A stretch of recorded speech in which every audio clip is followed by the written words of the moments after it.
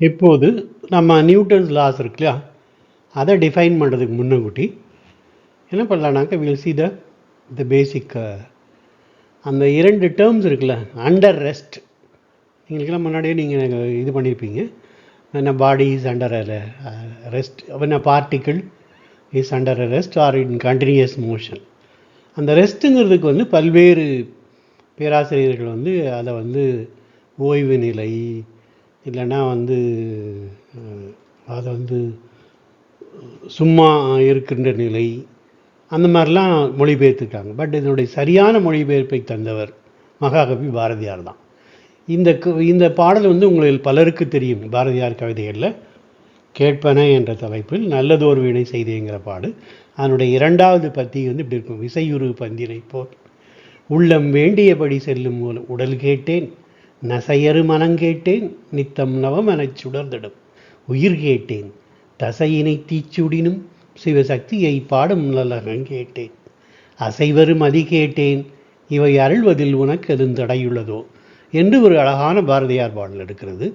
நீங்கள் வந்து பள்ளிப்பு காலத்திலிருந்து உங்கள் பல்வேறு முறை இதை கேட்டிருப்பீர்கள். ஓகே, இந்த மாதிரி இந்த பாடல் பாடப்படாத இலக்கிய மேடைகளே தமிழ்நாட்டில் கிடையாது. ஓகே, இதில் இருக்கிற அந்த அசைவரு என்ற சொல் இருக்குல்ல, அதுதான் வந்து when a particle under rest. அப்படி இன்று நியூட்டன் லாவில் வரக்கூடிய வார்த்தையை சரியான மொழிபெயர்ப்பு என்பது அசைவரு நிலை அப்படிங்கிறது தான். இந்த விசையூற்று நிலைங்கிறது தான் வந்து when it is on continuous motion. Okay, நீங்கள் ஒரு உதைக்கப்பட்ட கால்பந்து, ஓகே, இல்லைனா வந்து இதற்குல ஒரு பவுலிங் போட்டு ஒரு டோனி அடித்த சிக்ஸர் பந்து வந்து பறந்து கொண்டிருக்கின்ற அந்த சிக்ஸர் கிரிக்கெட் பால் இருக்குல்ல அது. ஓகே, தென் ISRO ஏவுகிற சந்திராயன் முதலான ராக்கெட்டுகள் மூவிங்கில் இருக்கும்போது அதுதான் இட்ஸ் கால்ட் அஸ் எ விசையுற்ற நிலை. ஸோ இந்த தெளிவோடு will see what is Newton's law. இதெல்லாம் ஆல்ரெடி நீங்கள் 10th ஸ்டாண்டர்ட்லேருந்து 11th ஸ்டாண்டர்ட்லேருந்து படிச்சுட்டு இருக்கிறது தான். Okay, now will understand with the better understanding of அசைவற்ற நிலை. A particle originally at rest. Okay, ஏற்கனவே அசைவற்ற நிலையில் இருக்கக்கூடிய ஒரு சிறிய துகள் அல்லது moving in a straight line with a constant velocity, ஒரு நேர்கோட்டில் ஓகே சீரான வேகத்தில் சென்று கொண்டிருக்கின்ற பாடி. ஓகே, இந்த particle is not subjected to an unbalanced force. ஒரு அன்பேலன்ஸ் ஃபோர்ஸில் வந்து அதன் மேலே செலுத்தப்படாத வரையில் அது வந்து தொடர்ந்து அது சீரான வேகத்தில் சென்று கொண்டே இருக்கும். Okay, first law contains the principle of the equilibrium of forces, which is the main concern in the study of statistical mechanics, which is a fundamental for civil engineering branch. Okay, now we can consider a particle. இது வந்து velocity. Okay, இங்கே இருந்துக்குன்னா it is under rest. இது கொஞ்சம் move ஆகிருக்குது. Okay, அப்படி போன்று சென்று கொண்டே இருக்கிறது. ஆனாலும் இந்த 3 விசைகளினால் வந்து அது வந்து என்ன ஆகுது, ஈக்குலிபிரியத்தில் இருக்குது. இது வந்து 4th விசை இயங்கும்போது. ஓகே, நிலையாக இருக்கும்போது வந்து இது வந்து under rest. Acted upon by an unbalanced force F. இந்த அன்பேலன்ஸ்டு ஃபோர்ஸுங்கிறது வந்து மினிமம் 2 ஃபோர்ஸு அதனுடைய ஆப்போசிட்டில் 2 ஃபோர்ஸ் இருக்குல்ல, அதில் பேலன்ஸ் ஆகாமல் இருக்கக்கூடிய சமநிலை இல்லாமல் மீந்திருக்கிற ஃபோர்ஸ் இருக்குல்ல, experiences an acceleration A that has the same direction as the force and magnitude that is directly proportional to the force. So it is called as a accelerated motion. இது வந்து முடுக்கத்தினால் பிறந்த இயக்கம் அப்படின்னு. ஏன்னா ஆக்சலரேஷனுக்கு வந்து முடுக்கம் என்று மொழிபெயர்த்திருக்கிறார்கள். So F is equal to mass into acceleration. For F என்பது விசை, மாஸ் வந்து அந்த துகளினுடைய நிறை, A என்பது ஆக்சலரேஷன் அதனுடைய முடுக்கம். இது வந்து செகண்ட் லா. இப்போ இதிலிருந்து தான் நம்ம வந்து ஃபர்தராக வந்து ஃபோர்ஸ் என்பதை வந்து நம்ம வந்து இது பண்ண போகிறோம், டிஃபைன் பண்ணி கொண்டு வர போகிறோம். Okay, the mutual forces of action and reaction between 2 particles are equal, opposite and collinear. Okay, ஸ்கூலில் படிக்கும்போது சிம்பிளி வந்து every force is equal and opposite reactive force, will have a equal and opposite reactive force அப்படின்னு ஒரு சிம்பிளாக படிச்சிருப்பீங்க. But these definitions are from the famous textbook on engineering mechanism written by Professor Merriam and Gregg. Okay, the mutual forces of action and reaction between two particles are equal, opposite and collinear. இதுதான் ஒரு complete statement of Newton's third law. It's not simply வந்து ஒவ்வொரு செயலுக்கும் ஒரு எதிர்ச்செயல் இருக்கும் அப்படின்னு வந்து for every force every action is having a reaction அந்த மாதிரி சிம்பிளாக இது பண்ணக்கூடாது. அந்த ரியாக்ஷன் எப்படி இருக்குனாக்கா equal, opposite and collinear. Okay, அதனுடைய அதே line of action collinear, opposite எதிர் திசையில் இருக்கும், ஈக்குவல் மேக்னிடியூட் ஈக்குவலாக இருக்கும். Force of A on B, force of B on A, then ரெண்டு பார்ட்டிகளுடைய action and reaction. This law is the basic to our understanding of the force. Force always occurs in pairs of equal and opposite forces. Okay, இது வந்து it is given the translation. இது வந்து செயலாக்க நிலை இயக்கவியல் என்று ஒரு தமிழில் எழுதப்பட்ட புத்தகம், தஞ்சை தமிழ் பல்கலைக்கழகம் வெளியிட்டது. முன்னாள் மண்டல பொறியியல் கல்லூரி பேராசிரியர் ஆறுமுகம் அவர்களால் எழுதப்பட்டது. ஸோ அதில் நாம் இப்போது பாரதியாரின் கவிதைகளிலிருந்து நாம் கற்றுக்கொண்ட, அவர் வந்து அமைதி நிலையில் இருக்கும் ஒரு பொருள்னு எழுதியிருக்கிறார். அதை நாம் கொஞ்சம் வேணால் கொஞ்சம் மாற்றிக்கலாம். அசைவற்ற நிலையில் இருக்கும் நியூட்டன்ஸ் விதியை வரையறை செய்வது. அசைவற்ற நிலையில் இருக்கும் ஒரு கட்டிருக்க பொருள் இல்லைனா ஒரு துகள், ஓகே, வேறு புறவிசை எதுவும் அப்பொருளை தாக்காத வரையில் அமைதி நிலையிலே இருக்கும், ஒரே சீரான வேகத்தில் ஒரு நேர்கோட்டில் சென்று கொண்டிருக்கும் ஒரு பொருள், வேறு புறவிசை எதுவும் அப்பொருளை தாக்காத வரையில் அதே சீரான வேகத்தில் அதே நேர்கோட்டில் சென்று கொண்டிருக்கும். இதனை லா ஆஃப் இனர்ஷியா, அது பேர் சடத்துவ விதி என்பர். ஓகே, இனட் மெட்டீரியல்னாக்க ஏன்னா அது வந்து டிஃபார்ம் ஆகாத மெட்டீரியலுங்கிற மாதிரி அது. ஓகே, தென் உந்து மாற்ற விகிதம், rate of change of momentum, அந்த எஃப் இஸ் ஈக்குவல் டு எம்ஏங்கிறது இருக்கு இல்லையா, it is called as a momentum change. Okay, புறவிசைக்கு நேர் விகிதத்தில் இருக்கும். இம்மாற்றம் புறவிசையின் திசையிலேயே ஏற்படும். வினையும் எதிர்வினையும் அல்லது விசையும் எதிர்விசையும் நேர் எதிர் திசைகளில் சம அளவுடையதாக இருக்கும்.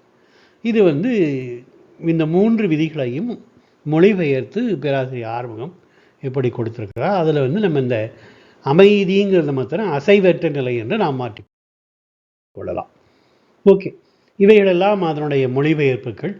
ஓகே, நியூட்டனின் இயக்க விதிகளில் முதல் விதியான சடத்துவ விதியின் அடிப்படையில் விசை வரையறை செய்யப்படுகிறது. ஒரு பொருளின் அசைவற்ற நிலையை மாற்றுவது அல்லது மாற்ற முற்படுவது எதுவோ அதுவே ஃபோர்ஸ் அல்லது விசை எனப்படும்.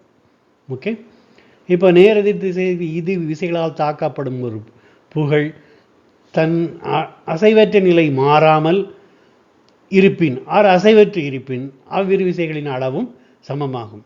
ஸோ அவர் அறியாமலே அந்த அசைவற்றுங்கிற வார்த்தை வந்து இங்கே பாரதியின் வார்த்தை வந்து இங்கே வந்துருச்சு. ஓகே, ஒரு நேர்கோட்டில் சீரான வேகத்தில் போய் கொண்டிருக்கும் ஒரு பொருளை சீரான வேகத்தினை மாற்றாமல் நேர் எதிர் திசைகளில் இரு விசைகள் அப்பொருளின் மேல் செயல்படுமானால் அவ்விரு விசைகளின் அளவும் சமமாகும் அப்படின்னு தான் ஒரு இப்படி ஒரு அழகான மொழிபெயர்ப்பை தந்திருக்கிறார். இப்போ கொஞ்சம் வேகமாக இதை பார்த்துடலாம். விசையின் மதிப்பு இதுதான், magnitude of a force. Okay, 2 kilogram force, 5 tons, 2 newton, 5 newton இந்த மாதிரி. ஓகே, இந்த பாயிண்ட் ஆஃப் அப்ளிகேஷனுங்கிறது வந்து விசையினுடைய செயல்படுகின்ற பொருளி, இதை ஒரு வெக்டார் குவான்டிட்டின்னு சொல்லி அது ஒரு ஆரோ மாதிரி நம்ம இது பண்ணி, திசை வந்து ஒரு கிடைமட்ட அச்சிலையோ இல்லை இந்த செங்குத்து அச்சின் இருந்து ஒரு இதற்குள்ள ஒரு ஆங்கிள் ஆஃப் இன்க்ளினேஷனை மெஷர் பண்ணாக்க அது வந்து ஒரு வகையில் திசையை குறிக்கும். இல்லை அப்படின்னாக்க நம்ம என்ன பண்ணணும், இதை north south east வெஸ்ட்டுன்னு குறிச்சிருக்கோம்.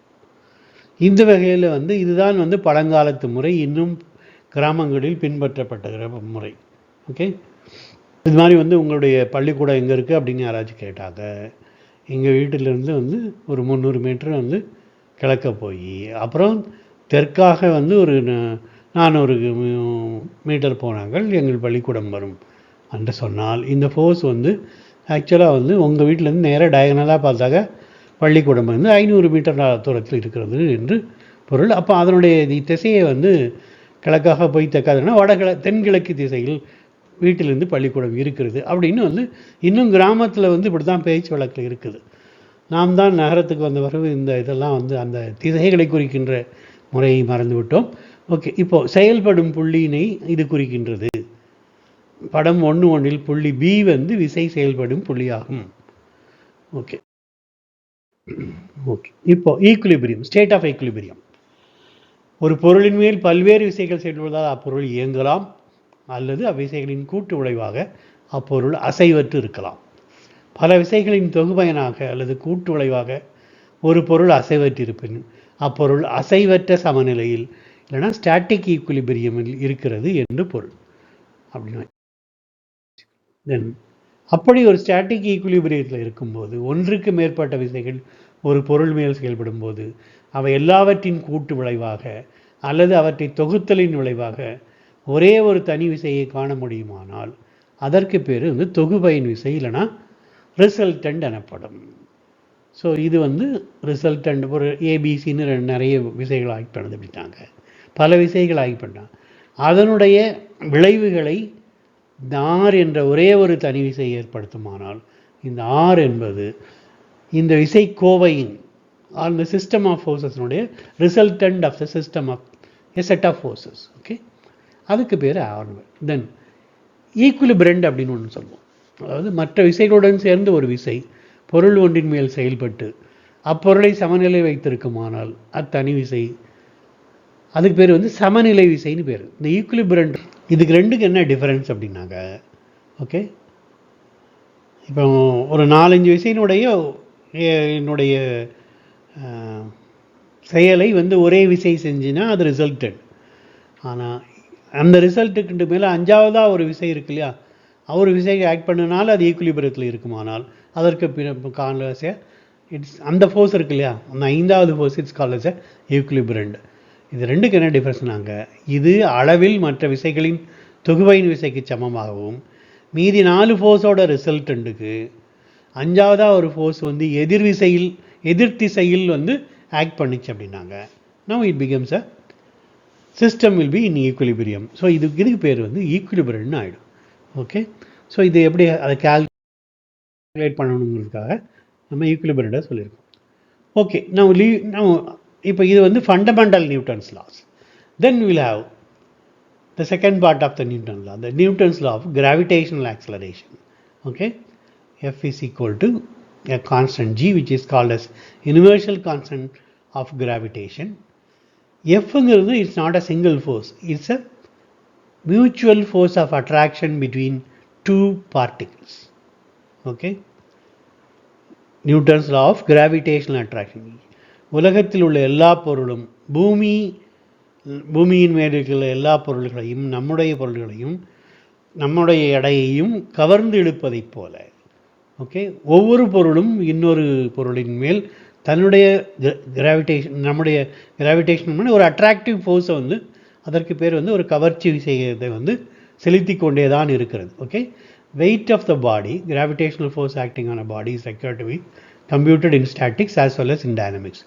So this law governs the gravitational acceleration between the two particles. Okay, so இதுக்கு மேலே ரெண்டுக்கும் இடையில ஒரு m வந்து கொஞ்சம் பெரிய பார்ட்டிகள், இது வந்து m2ங்கிறது வந்து small particles. Okay, so m1 m2 ரெண்டுக்கும் வந்து அந்த மாஸில் வந்து டிஃப்ரென்ஸ் இருக்குது. தென் g வந்து இது வந்து universal constant in terms of metre cube per kilogram per second square. Rotation of the earth வந்து இதில் நம்ம வந்து we have not taken into account. R is the distance between the two particles. R 1 metre இல்லைனா வந்து 10 metre அந்த மாதிரி இருக்கிற distance. இப்போ வந்து the weight of the body. If a particle is located at or near the surface of the earth, the only significant gravitational forces that between the earth and the particle. Okay, இது வந்து எர்த்தோட centre. அப்புறம் இது வந்து எர்த்தோட சர்ஃபஸில் இருக்கக்கூடிய ஒரு சின்ன பார்ட்டிகள். Even இது வந்து ஒரு பெரிய வந்து நீங்கள் வந்து ஒரு பெரிய பிரிட்ஜு இல்லைனா ஒரு பெரிய ஒரு ஹை ரைஸ் பில்டிங்காக இருந்தால் கூட எர்த்தோட சென்டர்லேருந்து கன்சிடர் பண்ணும்போது இது ஒரு பார்ட்டிகள். ஓகே, ஒரு 11 ஸ்டோரி ஆர் 14 ஸ்டோரி பில்டிங்காக இருந்தால் கூட it is considered as a particle தான். Okay, weight of the particle having a mass m1, okay, equal to m. Okay, assuming earth be a non-rotating sphere of constant density and having mass m2 is equal to me. இந்த me second மாஸை வந்து எர்த்தோட mass எடுத்துக்கிறோம், first மாஸை வந்து mன்னு எடுத்துக்கிறோம். Okay, r is the distance between the earth center and the particle. Okay, அந்த radial distance. இப்போ small g equal to இந்த g into m by r இது இருக்கு இல்லையா, me இன்டு r ஸ்கொயர், இந்த mass of the particle on the surface of the earth. அது தவிர எர்த்தோட கிராவிடேஷனல் கான்ஸ்டன்ட், எர்த்தோட மாஸ், distance between the centre of the earth to the இது எல்லாத்தையும் குரூப் பண்ணி ஒரு கான்ஸ்டன்ட் g அப்படின்னு வச்சுட்டாங்க. This constant is called as a acceleration due to gravity, which is having a value of 9.81 meters per second square. Okay, இப்போ வந்து this equation becomes equal to w equal to mg. அப்போ f is equal to mb மாதிரி w is equal to mg இருக்குல்ல, இது வந்து now w, this force become the weight. So weight is a force. Okay, so mass அதனுடைய டைமென்ஷன் m, l, t and f. இதெல்லாம் இது மூணும் வந்து பேசிக் டைமென்ஷன், இது derive dimension. Okay, kilogram metre second இது வந்து பேசிக் யூனிட்டு. ஸோ நியூட்டன்கிறது வந்து ஃபோர்ஸோட unit. So now newton equal to kilogram mass per second square. 1 newton is a force required to give the mass of 1 kilogram acceleration 1 metre square. விசை, நிறை, அப்புறம் ஆக்சலரேஷனுங்கிறது வந்து முடுக்கம், ஜிங்கிறது வந்து புவியீர்ப்பு விசையினுடைய இருக்கிற காரணி. ஓகே, இந்த யூனிட்ஸ்க்கு வந்து நம்ம வந்து வில் ஹாவ் நிறைய வந்து இப்போ இன்ஜினியரிங் மெக்கானிக்ஸ் ஃபண்டமெண்டல்ஸில் வந்து மல்டிப்ளை பண்ணுற யூனிட்ஸ்க்குலாம் 10⁻³ கிலோ 1000. ஓகே, 10⁻6 லைக் மெகா, 10⁻9 வந்து giga. Okay, then sub multiple below 0 10⁻³ milli, 10⁻6 micro. Strain வந்து will call it as a micro strain. Mu அதுக்கு சிம்பிள் வந்து மியூ. தென் நேனோவுக்கு சிம்பிள் வந்து என். ஓகே, ஸோ எஸ்ஐ சிம்பிளில் வந்து இது எம், இது giga, mega, kilo, small K, capital M, capital G. Okay, இது ரெண்டுமே வந்து இங்கிலீஷ் ஆல்ஃபாபெட், இது வந்து இது இருக்குல்ல Roman alphabet mu. Okay, then force system. So generally வந்து ஒரு கிளாசிஃபிகேஷனுக்காக நம்ம அப்படி எடுத்துக்குவோம். கோப்ளானர் ஒரே பிளேனில் either horizontal plane or vertical plane or any incline plane, ஒரே ஒரு பிளேன். ஓகே, அதில் இருக்கக்கூடிய ஃபோர்ஸஸ் இருக்கு இல்லையா. ஓகே, அது வந்து ஒரே நேர்கோட்டில் லைன் ஆஃப் ஆக்ஷன் ஒன்றா இருந்ததுனாக்கா it's called as a collinear force. எல்லாமே ஒரே புள்ளியில் வழியாக வந்து இது ஆக்ட் பண்ணிச்சு அப்படின்னாக்க okay it's called as a concurrent force system. அப்போ வேறு வேறு லைன் ஆஃப் ஆக்ஷன் வேறு வேறு புள்ளி வழியாக அதை ஆக்ட் பண்ணிச்சுனாங்க it's called as a non concurrent force system. Then இப்படி இருந்தாங்க these are all parallel force system, இணை விசைகள். ஓகே, பட் இது வந்து coplanar collinear forces, coplanar concurrent forces, coplanar non concurrent forces, coplanar parallel forces இப்படி சொல்லலாம். இதே வந்து non coplanar forces, okay, non coplanar concurrent forces. Okay, அதாவது 2 டைமென்ஷனல் ஃபோர்ஸஸ் 3 டைமென்ஷனல் ஃபோர்ஸஸ்லாம் வரும்போது மூணு எக்ஸ் ஒய் இசட் 3 டைரக்ஷன்லையும் வந்து 3 டைமென்ஷனல் சிச்சுவேஷனில் வந்து அப்பவும் அது எல்லாமே சென்டர் ஆஃப் கிராவிட்டி வழியாக வந்து ஒரு கியூபினுடைய சென்டரில் ஆக்ட் பண்ணிச்சு அப்படின்னாக்க it's a 3 dimensional concurrent force system. அப்படி வந்து இந்த சிஸ்டத்தை கான்சன்ட்ரேட்டட் ஃபோர்ஸ் சிஸ்டத்தை இப்படி எடுத்துக்கணும். ஓகே, வித் திஸ் இந்த ப்ரெசன்டேஷனை நம்ம வந்து இது பண்ணலாம், வந்து வைண்ட் அப் பண்ணிக்கலாம். ஓகே, நான் இது இந்த ஃபண்டமெண்டல்ஸ் எல்லாமே நீங்கள் வந்து ஸ்கூல் லெவலில் அப்புறம் வந்து ஃபஸ்ட் இயர் லெவலில் வந்து கம்ப்ளீட்டாக இதை படிச்சிருப்பீங்க. இருந்தாலும் ஜஸ்ட்டு வந்து ஒரு refreshing the mind. Okay, shared this presentation. Okay, wish you all the best. Next ப்ரெசன்டேஷனில் வந்து will see the remaining portion of the engineering mechanics. Okay, thank you very much and all the best.